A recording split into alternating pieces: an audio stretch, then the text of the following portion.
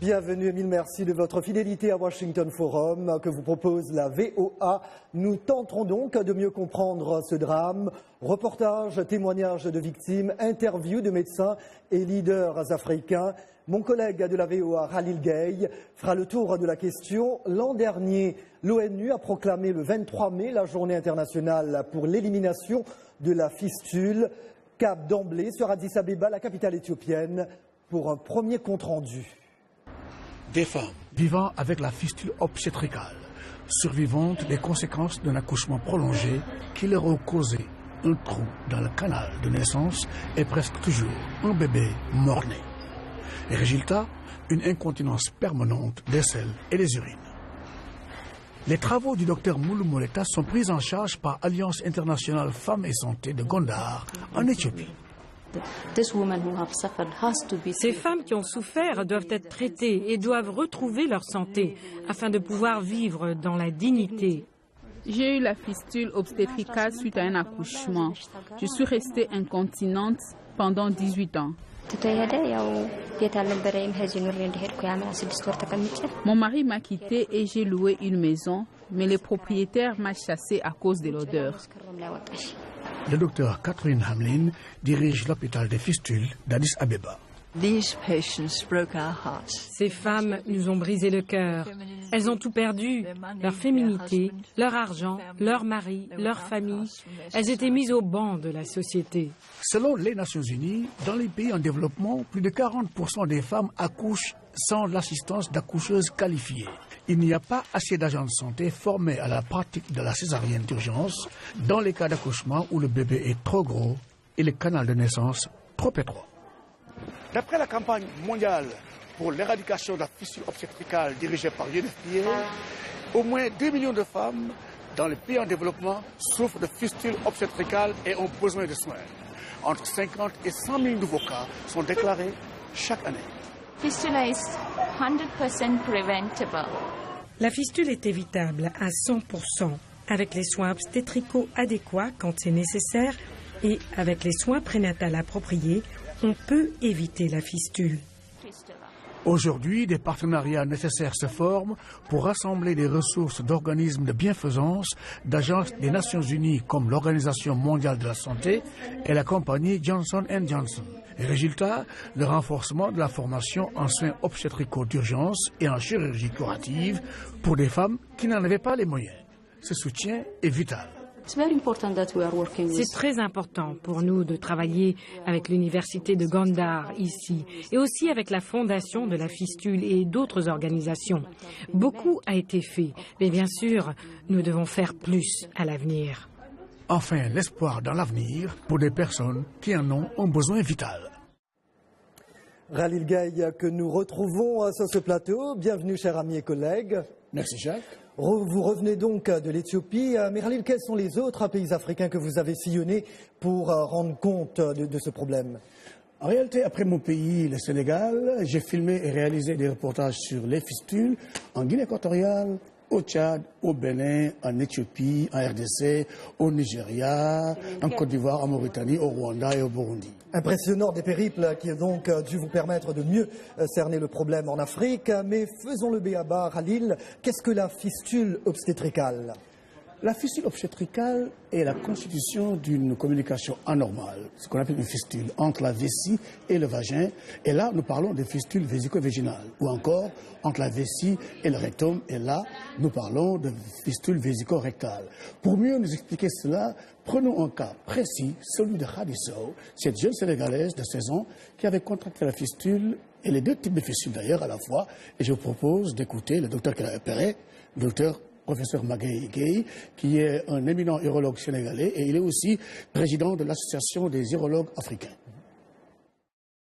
Lorsque nous l'avons reçu ce jour, il présentait effectivement une fistule assez grave qui réalisait presque une séparation entre le col de la vessie et l'urètre que nous avons opéré. Après l'intervention, elle a été sèche, la fistule était fermée, elle pouvait garder maintenant ses urines.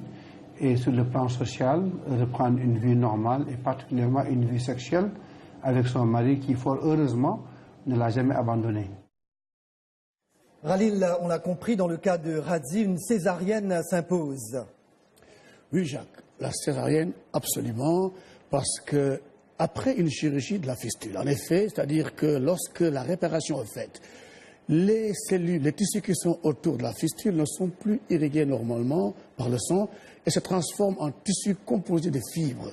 Il faut donc éviter que la future maman guérie de la fistule entre en travail. Pas de travail du tout. Voilà une information très utile. Parlez-nous d'autres effets de cette maladie. Les effets sont socioculturels, la stigmatisation. Dans certains pays africains, beaucoup pensent que la fistule obstétricale n'est pas une condition médicale et qu'au contraire, c'est une punition divine ou encore une malédiction de la femme pour comportement déloyal ou encore un comportement irrespectueux. L'incontinence de la femme porteuse de fistule fait que les maris ou les autres membres de la famille la considèrent inapte à faire des travaux domestiques et surtout incapable d'élever des enfants. Certains sont poussés à vivre isolés pour mourir de faim et d'infection de ce canal qu'ils créent à la naissance. Des effets dévastateurs. Mais Khalil, c'est une maladie qui a disparu depuis longtemps en Occident. Parce qu'il est possible de l'éviter et de la soigner, les politiques africaines dans le domaine de la santé prennent-elles en considération ce problème? Absolument. Beaucoup de pays africains que j'ai visités ont développé des politiques de santé pour une meilleure prise en charge des femmes porteuses de fistules. Au Sénégal, l'État a réagi fermement aux mariages précoces. Au Tchad, le président Idriss Déby s'est même dressé contre certaines traditions de son pays, comme nous allons le voir dans ce reportage. Dans le taxi qui l'amène de son village au Centre national de traitement de la fistule de N'Djamena, la vibrante capitale du Tchad, Henriette est pensive, préoccupée par son état de santé. Après 2 jours de travail dans son village et sans assistance médicale, son bébé est mort-né et elle souffre de la fistule obstétricale. Sujette à des fuites d'urine et de matière fécale, elle a été abandonnée par son mari et rejetée par sa communauté. Mais lorsqu'Henriette arrive au Centre national de traitement de la fistule, où le Fonds des Nations Unies pour la population, UNFPA, organise une campagne de réparation des fistules, elle est chaleureusement accueillie et préparée pour l'opération qui va changer sa vie. Aujourd'hui, il y a une équipe de 5 médecins tchadiens, généralistes, gynécologues, urologues, qui sont en train d'être formés par une équipe du professeur Gueye, qui est un urologue connu, le président de l'association des urologues africains, qui fait 4 missions dans l'année au Tchad. Et dans chacune de ces missions, l'équipe est associée aux activités de réparation et nous espérons qu'au bout de 2 ans, l'équipe sera totalement indépendante. Déjà, certains membres de l'équipe peuvent faire des réparations de fistules. Ici au Tchad, pays de 11 millions d'habitants dans le nord de l'Afrique centrale, presque la moitié des femmes atteintes de fistules sont divorcées et abandonnées par le mari et par la famille. Quand j'ai eu la fistule, j'ai beaucoup souffert. Partout, les gens se moquaient de moi. Il y en avait même qui m'insultaient. Ce sont mes parents qui m'ont supporté et se sont occupés de moi. Mais aujourd'hui, mon mari m'a complètement abandonné. Il se trouve qu'au Tchad, il y a encore des parents qui marient leurs filles à l'âge de 12, 13, 14 ans. Et ces filles n'étant pas préparées à l'accouchement, eh bien, elles subissent malheureusement les effets de la fistule. Mais les partenaires au développement et le gouvernement travaillent dur pour améliorer les conditions de santé de la mère et de l'enfant tchadien. Et le président tchadien, Idriss Déby, dit qu'il a placé la santé de son peuple en tête des priorités de développement. Les hommes ne s'occupaient pas beaucoup, abandonnaient d'ailleurs leurs épouses, donc les femmes mouraient cachées. Je me suis dit, ça ne peut plus continuer. Il est intolérable qu'un homme, en fait, qu'un Tchadien, père de famille, dans l'application de ces us coutumes, donner en mariage une fille qui n'a pas atteint 18 ans. Nous ne tolérerons pas ce genre de comportement. La loi qui viendra renforcer cela. L'engagement du président pour changer la situation est renforcé par l'action de la première dame, marraine de la lutte contre la fistule au Tchad. Elle était sur place pour assister au retour du sourire sur le visage d'Henriette qui vient de subir une opération réussie de la fistule. Je pense que c'est une très bonne chose et puis c'est une lutte qu'on doit la mener ensemble avec toute l'équipe et puis avec le FUNIAP, le ministère et puis toute la population. Voir ces femmes qui ont le sourire aux lèvres et puis les voir encore repartir chez elles, faire une nouvelle vie, je pense que c'est un combat qu'on doit le mener ensemble. Alors, cette fameuse loi annoncée par le président Déby a-t-elle été votée, Khalil? Aux dernières nouvelles, Jacques, la loi est toujours restée au niveau de volonté. Elle n'a pas encore été votée. Bon, n'allez nulle part ailleurs. Washington Forum revient dans un instant, le temps d'une petite pause. Merci de rester avec nous.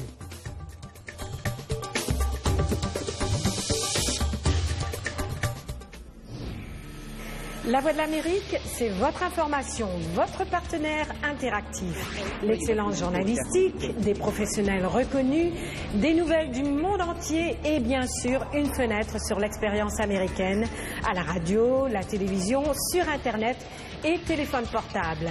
La VOA, une information vérifiée, les temps forts de l'actualité en temps réel sur le terrain grâce à nos reporters déployés sur les 5 continents et notre rédaction centrale à Washington qui vous propose des programmes en plus de 40 langues différentes. La VOA, c'est aussi l'actualité américaine. Avec nous, découvrez les États-Unis. Le partage de l'information, les médias sociaux, des blogs, des vidéos de nos citoyens journalistes. La Voix de l'Amérique, c'est une information fiable, objective, des opinions libres de toute censure, des échanges d'idées à l'échelle mondiale. Prenez part au débat. La VOA, toujours au cœur de l'actualité. Toujours avec vous. Restez informés. Jacques Aristide avec vous. Merci de votre fidélité à Washington Forum. Gros plan sur la fistule obstétricale en Afrique, maladie parfois cachée. Avec moi sur ce plateau, mon collègue de la VOA, Khalil Gay. D'autres entretiens et témoignages après quelques-uns de vos commentaires Facebook. Tua Mahamad Zene N'Djamena.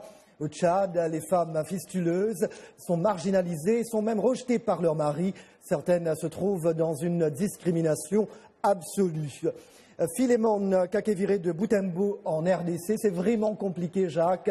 La femme en est exposée. J'en ai vu. C'est difficile que chaque homme ait du respect pour la mère qui court des risques en voulant donner la vie. Brianco Adio d'Abidjan, les femmes n'ont jamais été marginalisées. Ce sont les Occidentaux, y compris les Américains, qui le pensent. Et Bali Traoré de Bamako, je voulais savoir si la cause de cette maladie, car chez moi, au Mali, il y en a trop. Eh bien, Bali, nous espérons avoir pu répondre à cette question dans la première partie de l'émission. Khalil, qu'en est-il des populations locales? S'impliquent-elles à bras-le-corps dans le combat contre cette maladie? Oui, Jacques, à travers l'Afrique, plusieurs associations et ONG locales ont développé des réponses solides vers une meilleure sensibilisation sur la fistule obstétricale et une meilleure prise en charge des femmes porteuses de fistule.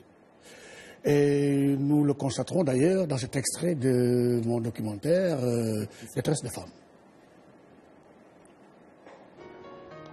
Nous avons un dispositif par rapport à la prise en charge des femmes porteuses de fistule. Il y a au niveau village et quartier de ville un travail qui a été fait pour identifier des personnes ressources capables de faciliter le dépistage, de détecter les cas de femmes porteuses, puisque souvent elles se cachent. Cette affection est connue un peu comme une maladie honteuse. Alors, ces relais doivent, dans leur quartier ou dans leur village où ils ont été identifiés, ils ont à charge d'aller détecter des femmes porteuses. Nous avons au niveau supérieur infra, au niveau communal, des relais au niveau de chaque commune.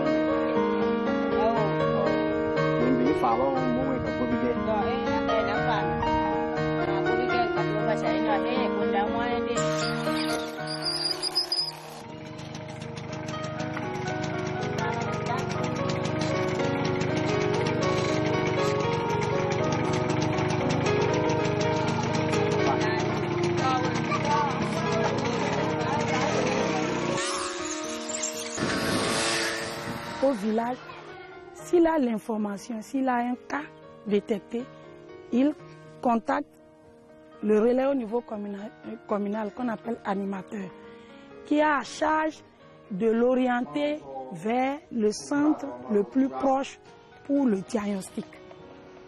On va vers une formation sanitaire, soit c'est la sage-femme ou le médecin-chef qui fait le diagnostic.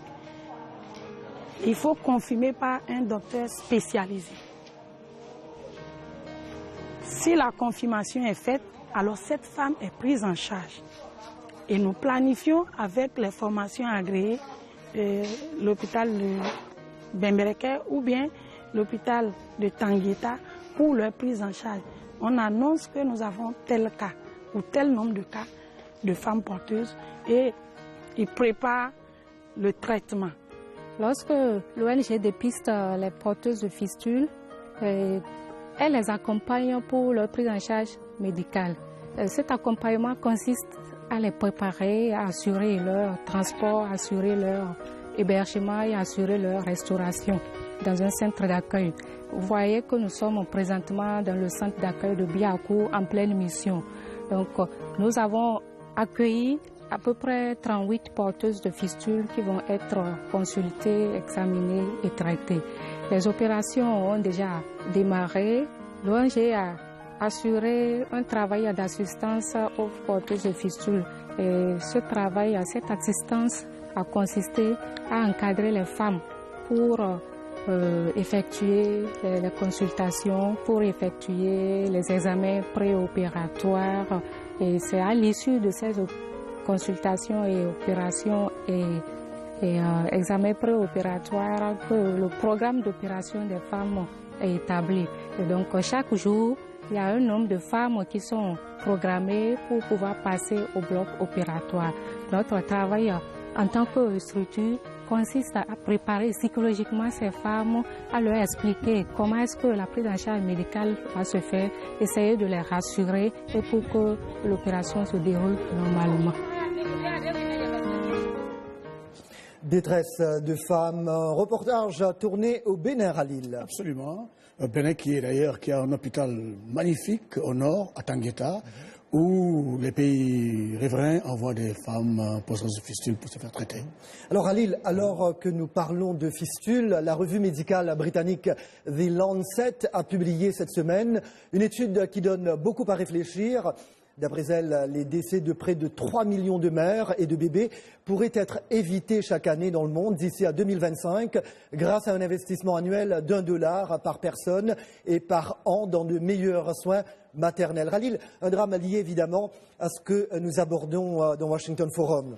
Oui, Jacques, et malheureusement, mais ces drames peuvent être évités par la formation d'accoucheuses qualifiées.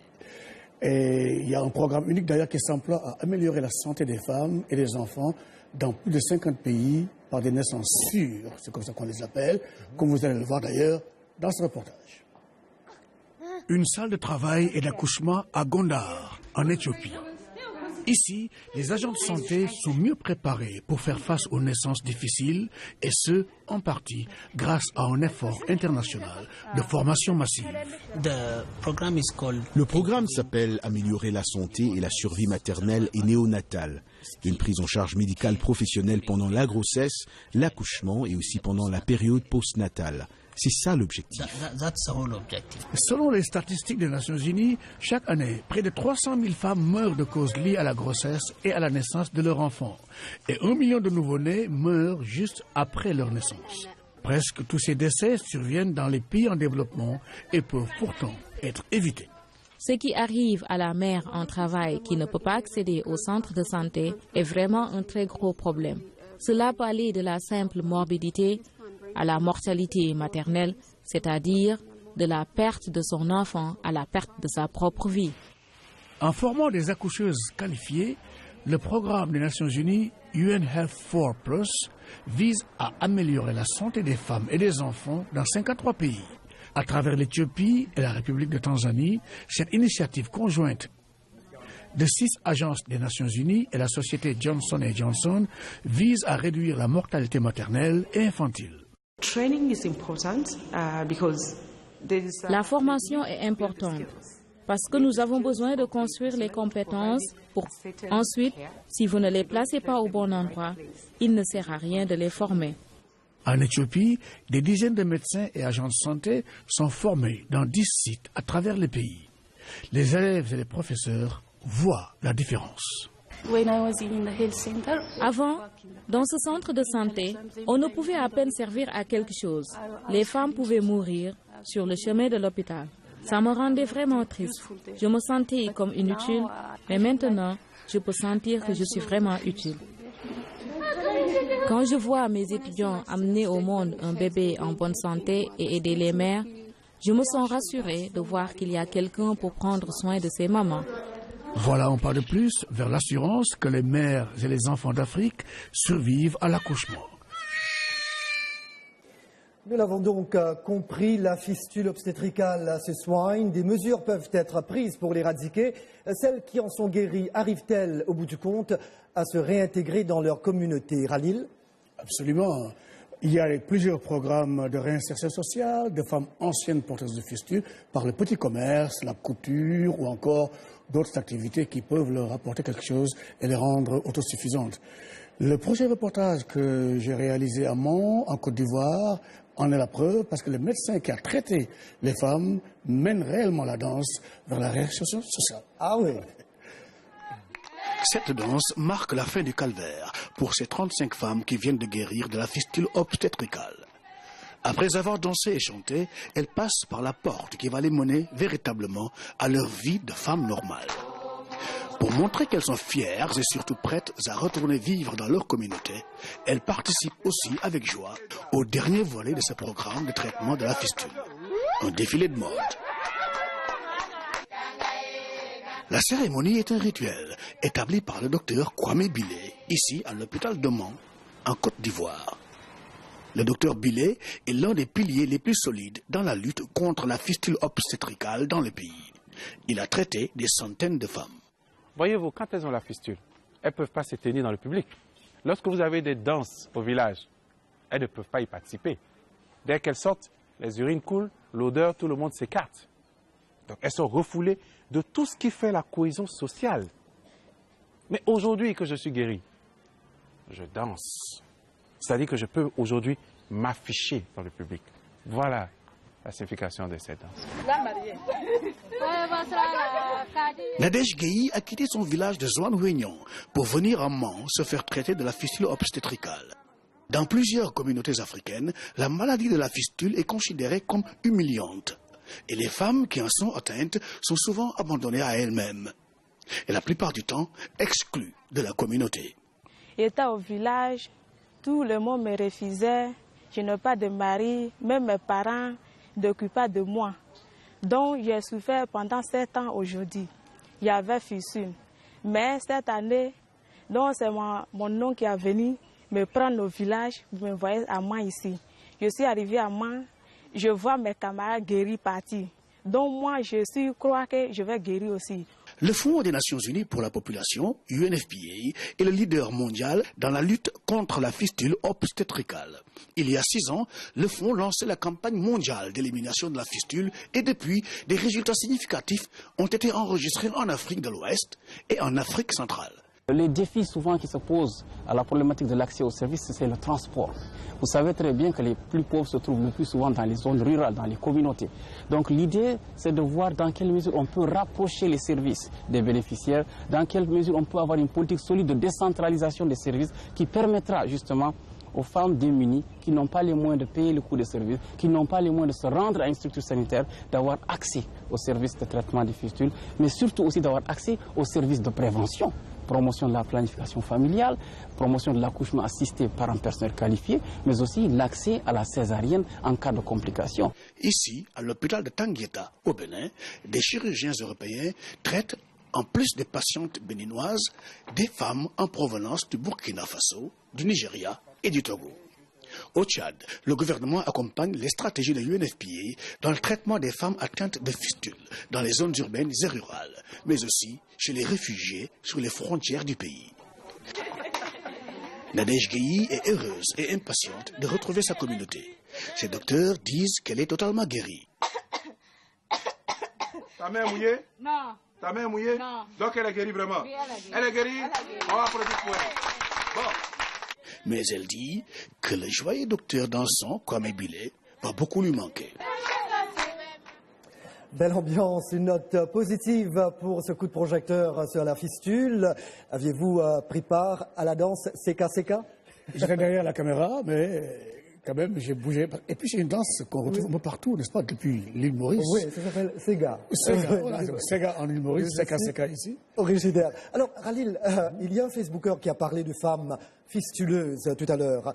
Il s'agit d'un terme qu'il faut désormais éviter, n'est-ce pas, Khalil? Absolument, absolument, parce que en réalité, le mot fistuleuse avait été utilisé pendant un certain temps, mais après, dans les campagnes, les gens se sont rendus compte que c'était un mot qui se rapprochait un peu plus tôt du mot lépreuse. Et donc, les campagnes de sensibilisation ont décidé d'utiliser l'expression femme porteuse de fistule.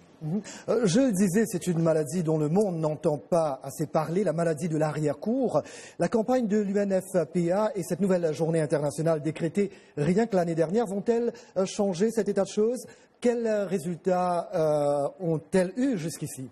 Effectivement, parce que les Nations Unies sont presque représentées dans presque tous les pays africains, les pays où il y a une forte densité de population de femmes porteuses de fistules.